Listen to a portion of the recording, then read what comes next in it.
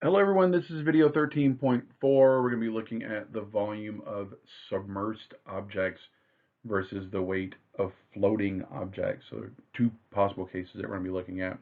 Um, this sort of builds on 13.3 and the idea of volume. So make sure that you've watched 13.3 and that if you have any questions about volume, try to get those answered before starting this.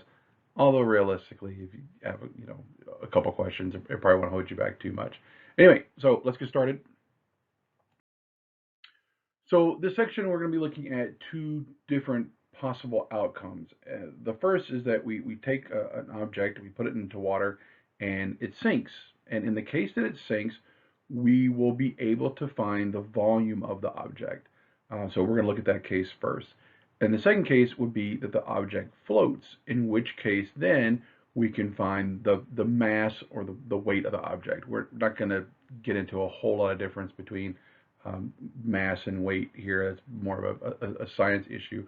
Um, one deals with the actual construct of the object, and there's a function of gravity, but whatever. We're not going to concern ourselves too much with that here. So we're going to talk a lot more about the first one, not as much about the second, but we will talk about that second case a little bit. I do want to point out that the homework for this section are all dealing with the first case. So if you want to sort of ignore the second case of it floating, you can do so without it being any sort of impediment on the homework. So suppose we have this rock that's shown in the picture, and we want to find the volume of the rock.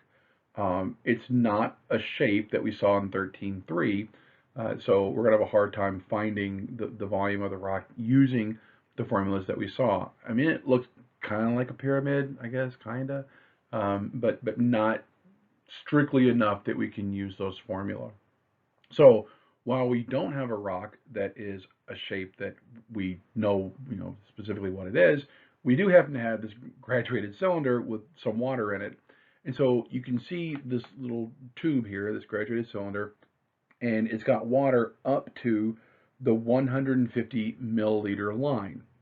So we know there's 150 milliliters of water inside the tube. So now we're going to drop the rock into that water. And so you see the picture on the right with the rock kind of sitting at the bottom. And you notice that the water level has gone up to 180 milliliters. So the big lines are 10 milliliters and the shorter lines are 5 milliliters. So you can see it's gone from 150, 60, 70, 80. So what we now know is that the rock has taken up 30 milliliters worth of space. So in that 180 uh, that the tube goes up to, we know 150 is the water, so the 30 must be the rock. One of the things that's really nice about the metric system is that we know that 1 milliliter of water is exactly 1 cubic centimeter.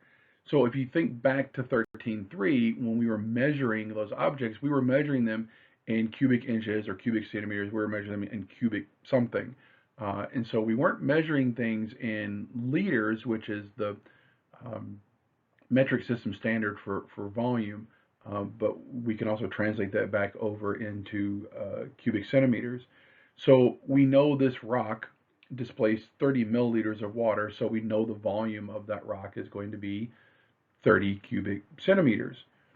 So now, by that same token, if we had a wooden block that was 2 centimeters by 3 centimeters by 5 centimeters, if you multiply that out, you get 30 centimeters cubed. So if we had that rectangular prism that's that 2 by 3 by 5 centimeters, we would know that irregularly shaped rock and that rectangular prism cube, I'm sorry, rectangular prism, it's not a cube because the three measures are different, but we would know that the volumes were the same. Uh, we would know the volume of the prism by just calculating the volume of the prism. We would know the volume of the rock by using what's called water displacement. The rock has displaced 30 milliliters worth of water. So this idea is attributed to Archimedes, who was mentioned earlier when we looked at the semi-regular solids. We were talking about platonic solids.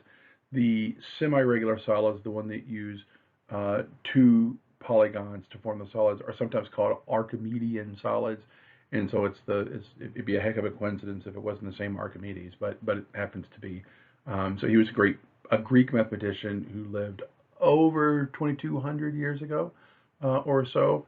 And so you can find different accounts of the story of Archimedes in the bathtub and the water level going up.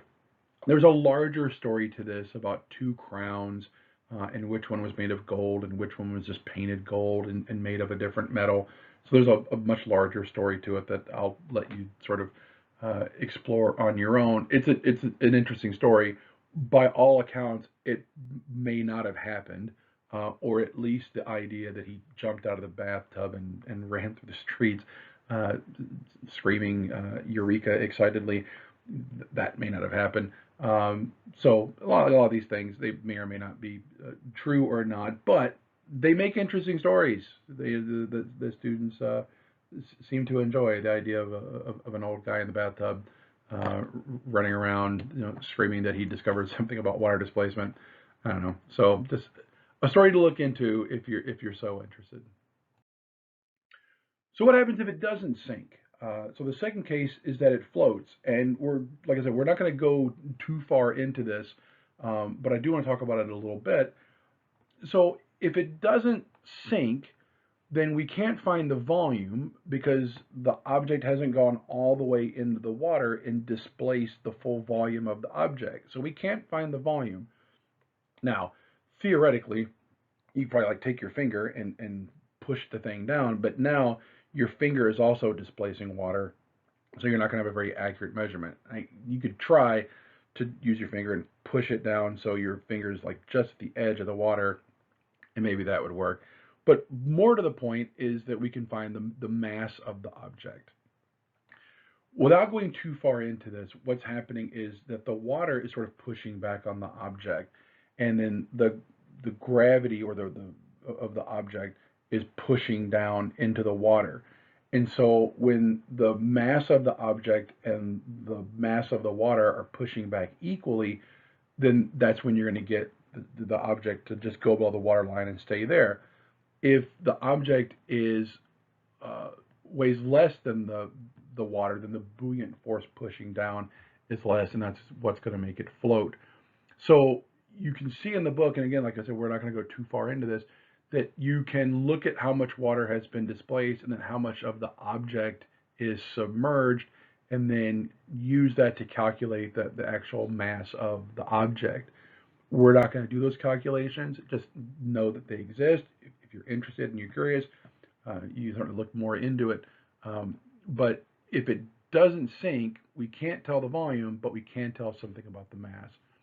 And this is broadly, these two ideas are referred to as Archimedes' principle. So if you want to look more into it, that's probably the name that you want to search under. So for your checkpoint, it's really less of a problem, more of kind of an experiment. So take a glass, and it's going to be helpful if you can see through it. So a glass is going to work better than say, like a ceramic cup. Um, so take a glass, 3/4 full of water, and then like two smaller objects that won't be ruined by you dropping them in water. Uh, it's going to also be helpful if they're things that are going to be heavy enough that they're going to sink, or that they'll take on water. If they get filled with water, then they won't have any buoyancy to it, and they'll sink to the bottom. So just predict which one has the larger volume, and then test your guess by dropping them in the glass. Drop the one object in, and then you can take like a little marker, a dry erase marker, or a Sharpie. It'll clean off the glass, and then draw a line where the water has gone up to, and then take that object out somehow. Or you could draw a water line so you know where to start off. You could just dump the water and the object out, and then fill the water back up to that same line so you have the same amount of water for both objects. Then drop the other object in, and then see what that pushes the water line up to, and then see if your guess as to which one had the larger volume is correct. So I know it's not much, but just something to think about. If you have any questions about this or anything else from this section, as always, bring those questions to class and we'll get them answered. All right, thanks.